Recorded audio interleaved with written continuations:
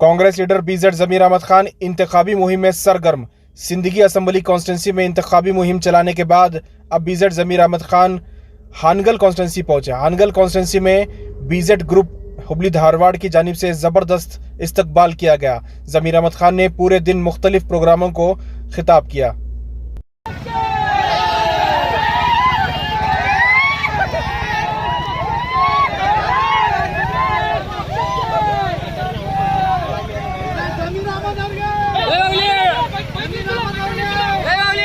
कांग्रेस पक्षಕ್ಕೆ कांग्रेस पक्षಕ್ಕೆ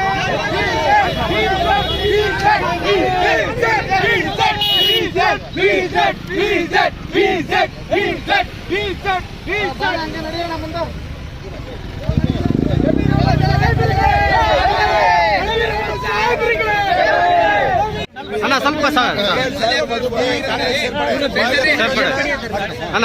ಸ್ವಲ್ಪ ಇದೆ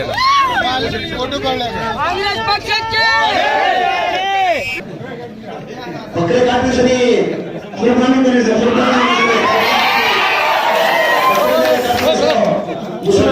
कुर्बानी देगा। मैं बोलने का मतलब क्या है, आज जनता दल वजह क्या थी आंदोलन में खड़ा करने का? 2018 के इलेक्शन में खड़ा करे थे, 1023 वोट लिए जितने होंगे वो नया स्कोर हमारी पार्टी में था, उसको लेके जाकर खड़ा करने की जरूरत क्या थी? तुम सिंदगी में गए, सिंदगी में बड़ा सूटकेस मिला, दो सूटकेस ಸಿಕ್ಕಿದಲ್ಲಿ ದೇವೇಗೌಡರು ಅಲ್ಲೇ, ಎಲ್ಲ ಮಂತ್ರಿಗಳು ಬಾಕಿ ಮಂತ್ರಿಗಳು ಅಲ್ಲೇ, ಕುಮಾರಸ್ವಾಮಿನೂ ಅಲ್ಲೇ. ನಾನು ಅಲ್ಲೇ ಹೇಳಿದೆ ಇಲ್ಲ ಸರ್ ಇನ್ನ ಹಂಗಲ್ ಸೂಟ್ಕೇಸ್ ಸಿಕ್ಕಂಗಿಲ್ಲ ಅಂತ.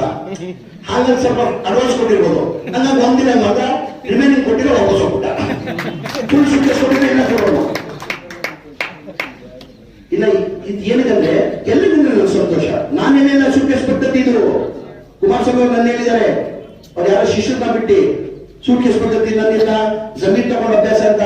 ಕುಮಾರಸ್ವಾಮಿ ಅವರೇ ಸೂಟ್ಕೇಸ್ ಪದ್ಧತಿ ನಾನು ಹೇಳ್ತಾ ಇಲ್ಲ, ನಿಮ್ಮ ಅಣ್ಣನ ಮಗ ರೇವಣ್ಣನ ಮಗ ಇದ್ದಾರಿಲ್ಲ, ಪ್ರಜ್ವಲ್ ಅವರು ಹೇಳಿರೋದು ಒಂದು ಸಭೆಯಲ್ಲಿ